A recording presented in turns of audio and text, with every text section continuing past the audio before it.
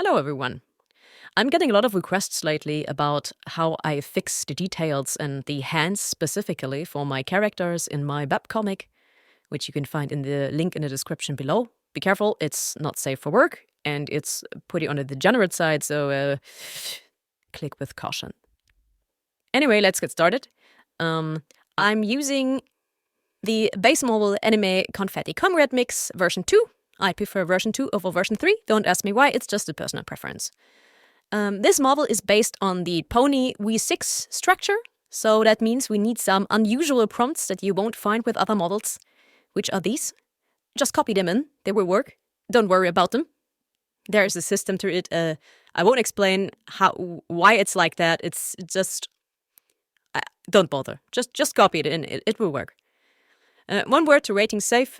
This is supposed to create less not safe for work pictures. And it does.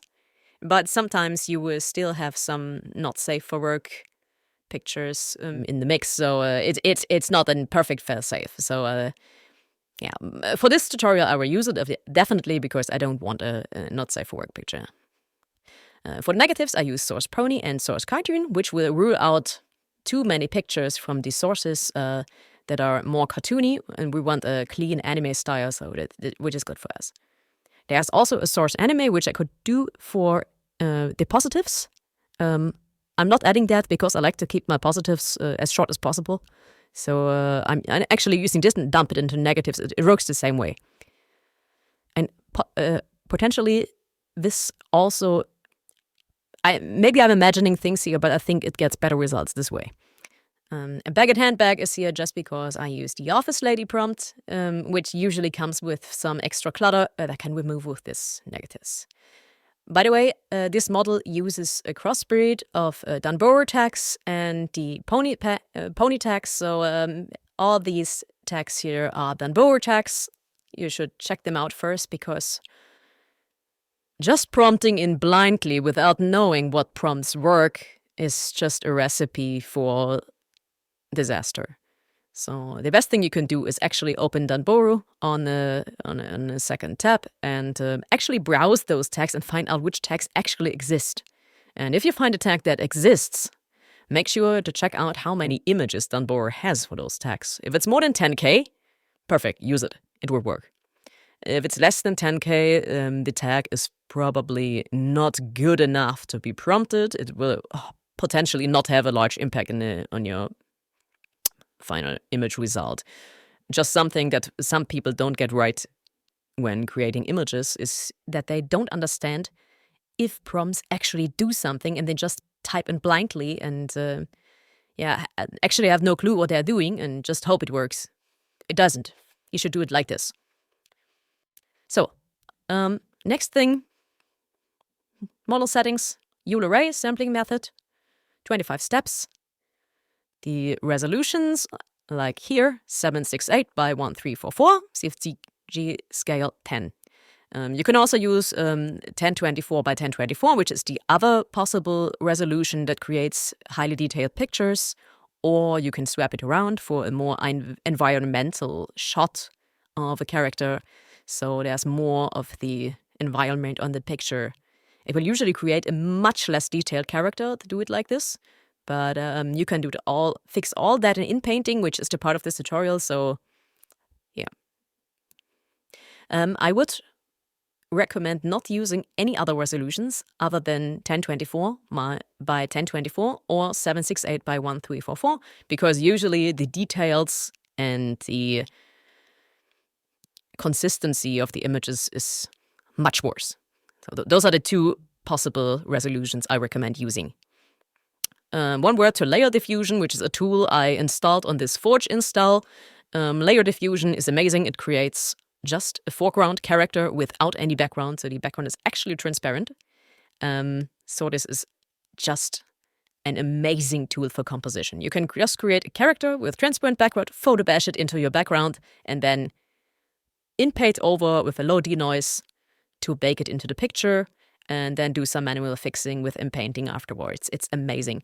It's how I made a very complex scene of 3 characters sitting on a couch on the last panel of my webcomic first chapter.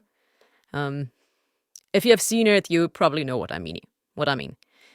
So let's get started. I'm hitting generate a few times. Because I'm not sure I will not get a not safe for rug picture, I will stop the recording at this point and come back when I find a good picture. Let's go. Oh, I got this image after like 5 generations, which I like pretty much. It's a pretty neutral pose, but you can see there are many errors with it. I switched over to the image-to-image tab on the Inpaint section, and we can start fixing stuff here. For now, let's talk about what's wrong with this picture. First and foremost, the level of detail is pretty low. So as you can see, it's a compression of detail that happens when you create a full image. And we want to stay on this resolution, but we want the details to be higher, as if you had a much larger picture and downscaled it afterwards. So first we see a scuffed hand, another scuffed hand, the background doesn't fit, and the feet are actually all right because she doesn't have any toes because she's wearing shoes. But the process for fixing the feet is actually pretty much the same as for hands, so I'm gonna concentrate on the hands and the face details. So, as we also can see, the face detail is very low, pretty bad. The eyes are bad, and the clothing is low resolution, and there's many errors with this picture that we need to fix first before we can use it. So, let's go. So, by the way, you can zoom into your picture pressing the Alt key and using the mouse wheel, just so if you didn't know. And when you're done checking the details, you can press R to return the view. Something probably you didn't know. Let's go. For inpainting, first I usually start at the bottom and go upwards and do the face last. The legs are pretty much all right, so I'm not gonna inpaint those at all. But when I want to create a more higher resolution picture, then inpainting the legs as one part could also be an option. So let's get the legs and go straight towards the upper body. We will start with that first. And the skirt. So I'm gonna inpaint over her skirt. We don't care about the hands yet. We will do those afterwards. So carefully mark the skirt. You can go a little bit overboard. And for inpainting, you need to understand how inpainting actually works. If you leave everything here and duplicate just the settings from text to image, you will not get good results with inpainting. The reason for that is because, first and foremost, whole picture is the default setting, and whole picture is a terrible inpainting setting because it does compression of detail, which is exactly the reason why we have such a low detail on the face, because this is what happens when the image is not large enough for the details. So what we do is we create the head at a higher resolution than it is in this picture, and then downscale it into the picture to get the impression of a much more detailed face. So let's switch to only masked. The whole picture setting is useful when you want to do something that is very context sensitive. So like you want to change a background entirely, then use your whole picture. But only mask is when you fix smaller parts of the image. Yeah, don't use whole picture in that case because it will not help you at all at increasing detail. So the rest of the settings you can find here. I didn't change anything at all. I just copied these settings from text to image, and I'm using a denoising strength of 0.65 for starters. The resolution actually doesn't matter. You can set it to 1024 by 1024, or just leave it like it was in text to image. So let's go. Let's re-roll and see if we can get more detail on the skirt. Takes a few seconds. As always, it's SDXL. It takes a while.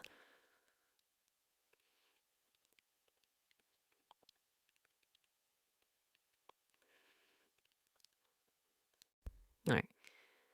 As you can see, you see a bit more details that weren't there before. For example, you see the seam of the skirt. You see some more details here on the pantyhose part, which directly connects to the skirt. It looks pretty much all right. And it also, by coincidence, also almost perfectly fixed the hand. I said almost because if you're like a little bit sensitive on hand details, then you will immediately notice what is wrong with it. But for now, we take it. This is good. Great. Great for a first result. So we can move on to the next part. So load the just created image back into the Inpaint, and we go to the next part. Let's fix the upper body next. So let's Inpaint over everything, including the head.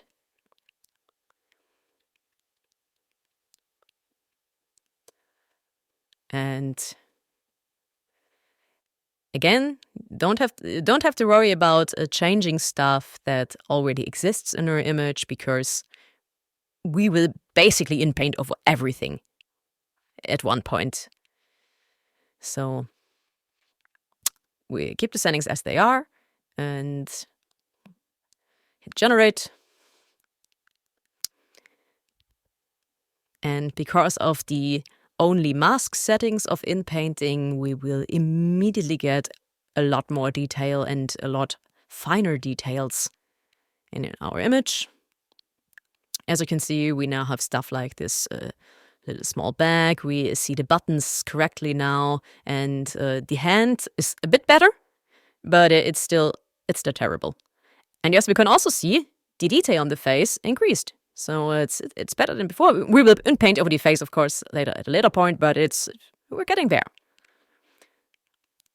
So I'm actually fine with the result for the clothes she's wearing. So we can skip to the next part. Okay. Now we want to actually concentrate on the hands. So what I do when I fix hands is to make sure I'm framing the hand in a way that the elbow is visible to the framed area. The problem with Inpainting is you can only select the parts that you want Inpainted. But if you now hit generate, and I'm going to demonstrate this,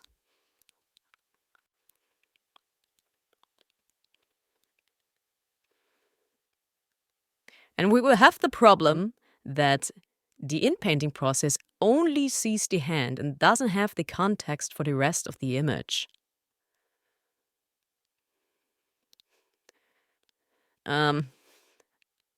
As you can see, you immediately have better detail on it. Of course we do, because we upscaled this part of the image by like 3 to 4 times. Yeah, but there's no context for the elbow. It doesn't know where this hand actually goes and what it does. So despite this being actually and surprisingly good result, we're gonna do something, a little trick of mine, which is let's take a very small dot and place a small dot on the elbow of the character to give the framed area a little bit extended reach. Imagine it like this. Now, the Inpainting process looks at this part of the image entirely between the dot and the Inpainted area, but only Inpaints into what I masked. So in this case, it knows the entire arm length. It doesn't care about the rest of the body, because in this pose it doesn't matter. But it actually only Inpaints the hand, which creates a higher detail because it doesn't take the whole picture into account. But it also knows the context of the hand and will thus create a pose for the hand which matches the rest of the arm. So let's hit generate and see if we can get a usable result here. This is usually a part at which you're gonna reroll like 20 to 30 times, just batch create images and see if you can find one that is immediately usable. And this is the part where you have to go a little bit into human anatomy. This looks okay to the untrained view, I would say. But if you have a little bit more understanding of human anatomy, you immediately know what's wrong here. First of all, the human hand has 3 joints on the long fingers and 2 joints on the thumb. This one only has 2 parts. The bright one and the dark one, which is wrong. This is not how hands look like. It also has insanely long fingers, which are not correct. So the thumb on the back side is almost not visible, so it doesn't really matter. But you can immediately see what's wrong here. Actually, the index finger has the correct number of joints: 1, 2, 3. So we gotta pay attention to that. You usually don't need to pay attention for the rest of the hand, the palm, so to speak, because this part usually gets right by the AI. So let's re-roll until we get the correct number of joints and a correct finger length. This is where I'm gonna skip to the next part. Oh, I batch created 16 images. Let's go through them and see if we can find one that is usable. Let's go. Let's start with the first one. You can see here there's a double middle finger. It's usable. Let's get this one looks terrible. As you can see, there are lots of messed up fingers, even with using this technique. But on average, on like 30 creations, you get 3 or 4 that are pretty close, and one that is almost perfect. I can guarantee it. So this one is pretty good on first glance. We'll take it into account. So I'm just gonna save that. Let's go on. Unusable. Spider. Not enough fingers. This one is interesting. It's a little. It has very slender fingers, but this is something that we can easily fix in Inpainting again. So let's keep this as well. And oh, I like this one.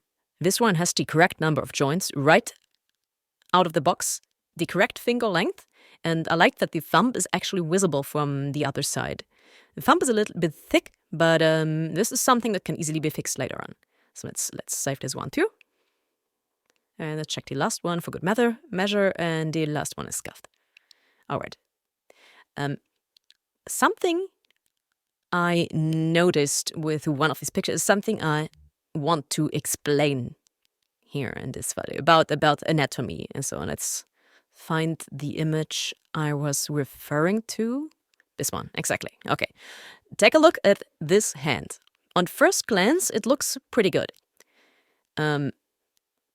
Obviously, the index finger is way too long, which could easily be fixed because I can actually inpaint over just the index finger and leave the other fingers. But there's something you need to understand about human anatomy here. It is possible for the last joint and the middle joint of a finger to get stretched and not have a visible bump between it. This is possible, but only if you touch something. You can try it out, look at your hand, and if you actually partially close your hand and move the tip of your fingers down, you will notice that you can only make a bow with your finger. You can not separately move the tip of the finger from the rest of the finger.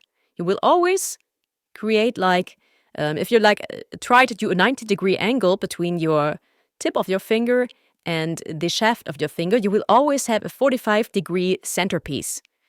The human body is not able to individually move the tip of the finger. This only is possible when you touch something. This is when you can move your fingertip slightly upwards while the first joint is actually moving downwards, because you need an upwards pressure to get this motion. So this hand anatomy would work if she would touch something with those fingers. Then this curve is actually possible.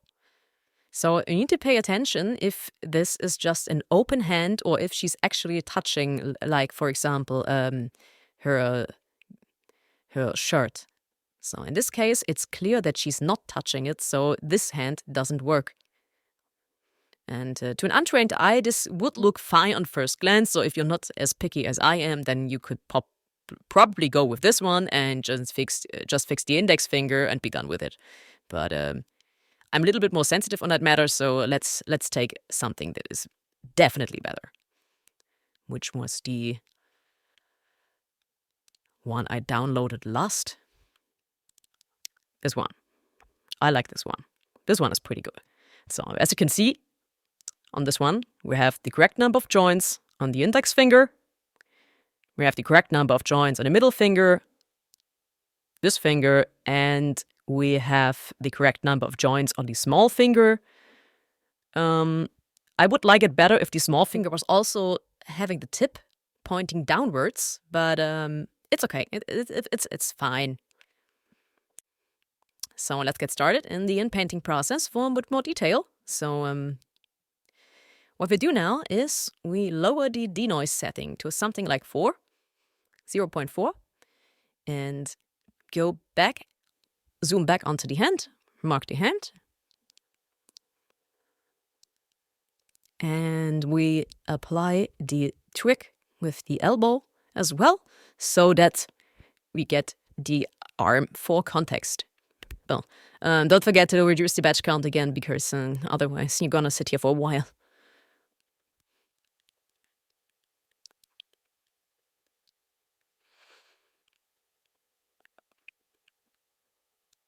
So let's check it out. And this one is not better. Let's take a few more generations and see if we can get something even better out of it. So I just really increased the batch count to 16, and I will continue the video when I am finding something usable. Well, actually, the last image of my batch of 16 was almost perfect. So let's check this one out. The joints are correct. We have visible fingernails. The lower parts of the fingers are a bit stretched out for my taste, but this could be something that you could easily fix in Photoshop. Just cut out the tip of the finger and rotate it slightly. We're not gonna do this because this is actually good enough. So if this bothers you, then you are paying way too much attention. So this is really good. So what I don't like is that the thumb is a bit too far below, which is something we can try to fix now. So I'm gonna mark actually only the thumb and see if we can get this better. I will also mark this little area between those fingers because those are supposed to be hair. So let's give, for context, mark a little bit of her hair so the AI knows the context for this part of the image. And as always, also mark a bit of the elbow so we get a frame around this area for inpainting. Let's go back and hit generate and see what happens.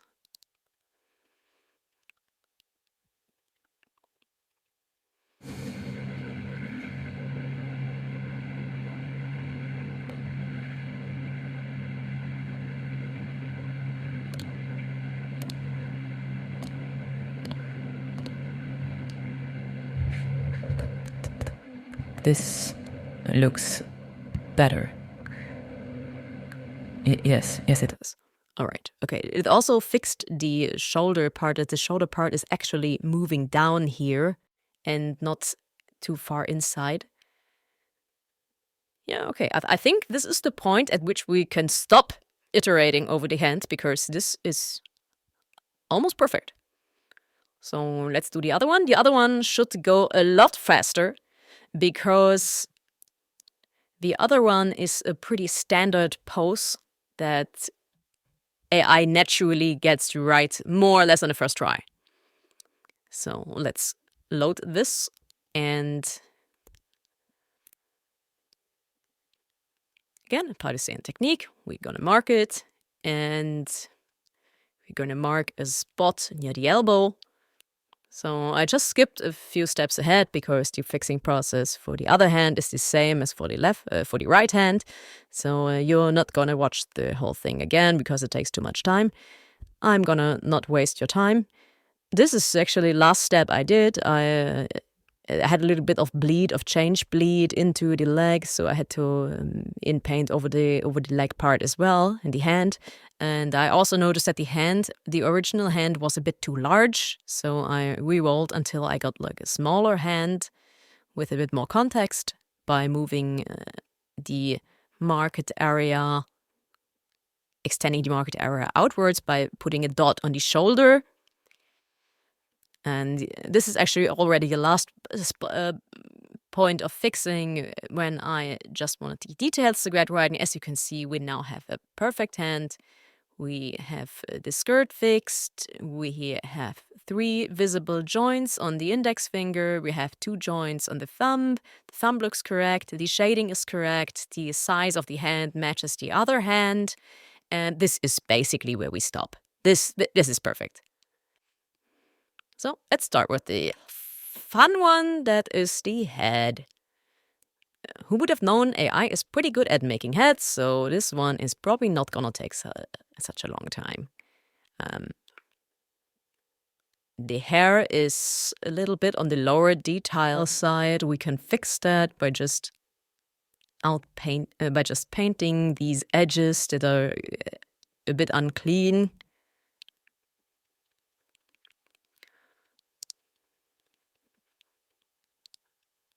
And let's re-roll those just so that we can get a bit better detail on those. High denoise is okay. 6.5 as always. And only masked. Let's roll.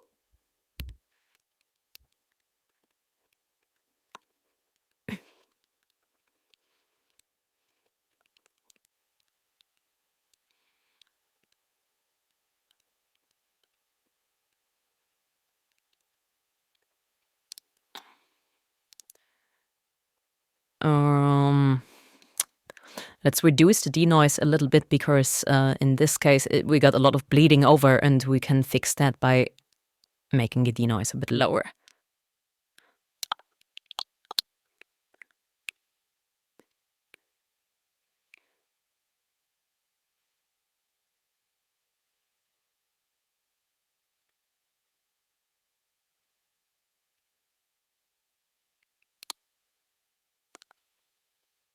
Okay, this one has clear outlines. There's a little bit of an artifact here, which we can probably fix with the next step together. Otherwise, it looks pretty okay. This is something that human artists do too, so I wouldn't bother fixing it too much now because hair is pretty much wild and random, so it's something I would say we can be satisfied with. In practice, I would usually do another creation or two just to make sure that I actually go for the best result and don't settle with something optical. But for the sake of this tutorial, this is good enough. And so we roll this part again and this part again, and just to see if we can get something that doesn't look like a seesaw blade on the left side of the arm, because this looks a bit weird. Yes, this looks more like hair. Yes, this is much better. Yeah, clear outlines on this side. We get a little bit of bleeding here. We can fix that in the next step. So that's B image. And text and bleeding on both outside edges.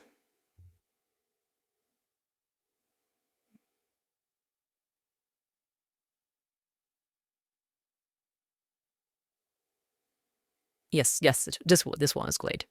Yeah. All right. We got the lower part of the hair fixed. At least to the point at which I say I wouldn't care about it more. And we can concentrate on the head. So this time we will mark the entire head.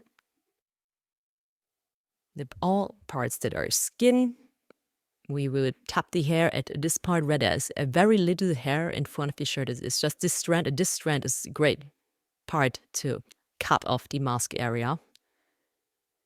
And over here we have just very little strands.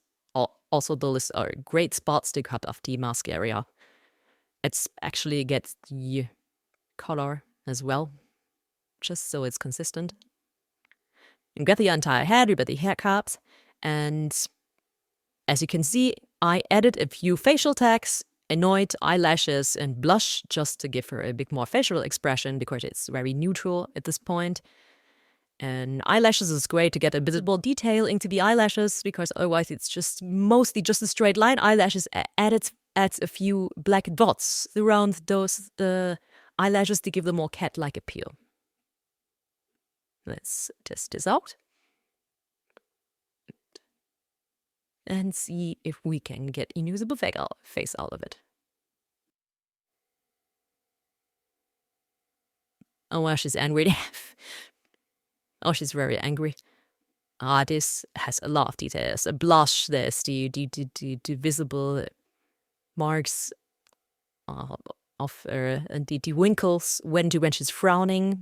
And there's this part where the hair it connects with the shirt and gets bumped away to behind, which I like.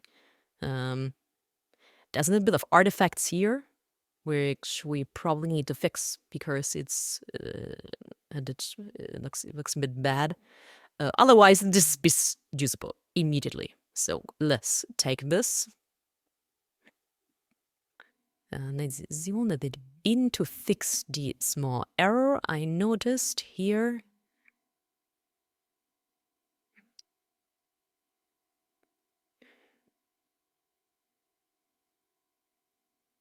And this time we want to not apply too much of denoise because we have a very small part of the image selected.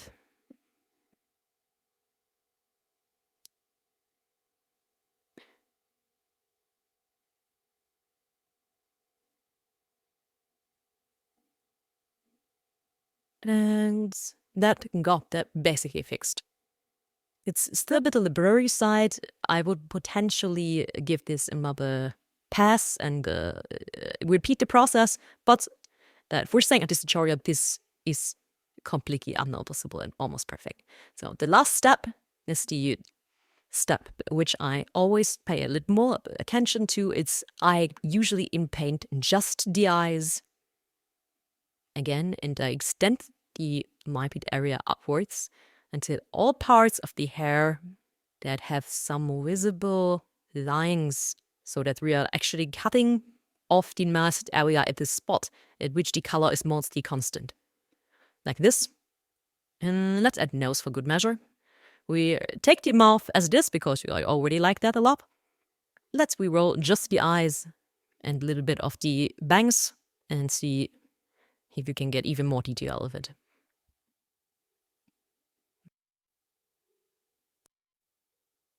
Yes, that looks better. It's very dramatic, very cute, and it's awesome. This is awesome. This is so much better than when it was before. You can see just by slowly increasing the frame of Inpainting, you can have so much more detail in. So, all right, this is the finished image. In practice, I would apply some slight corrections here and there. For example, when I apply this to a webcomic, then there is some more stuff you need to consider. For example, consistency between creations. So if I have an image where the bangs are actually on the right side and not on the left side, this is something you often miss to check, and you have to re-roll the head until you get the bangs on the right side. Or you fix it manually in Photoshop, and then Inpaint over the manual fix. You can do this as well. And this is also the part in which I could check if the hair has the correct length to match consistency of the character, if the skirt has the correct length to match consistency. And this is the part where I check actually the proportions of the character. So I check out, does the head have the right size in comparison to the body? Does the legs have the right size? So if I extend the marker, I usually check the center of the head for comparison, and then I measure the distance towards like the hips, and this needs like from the chin like 3 skulls, and from the hips another 4 for the right body height for this character. This is I have a sheet of reference in which all of my characters are mapped out with their proportions and the frame of reference. Most that use the head for the frame of reference. For example, I actually have a reference for a hip wide, which must be 2 skulls, and that's entirely what it is.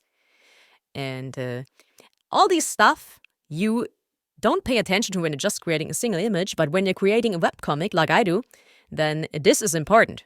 So this is something you need to fix and you need to check, and this is something you check actually before you start with all the inpainting, because this is something you can't usually fix at the last step. So this is just something that is unique to creating a webcomic. So anyways, this was my inpainting tutorial for head and hands, and yeah, see ya in the next video if I ever make one. Maybe I'll do another tutorial on how to make a complex scene with multiple characters in it, with fixing background and stuff, if demand is there for it. I'm not doing this for money, so yeah, see ya!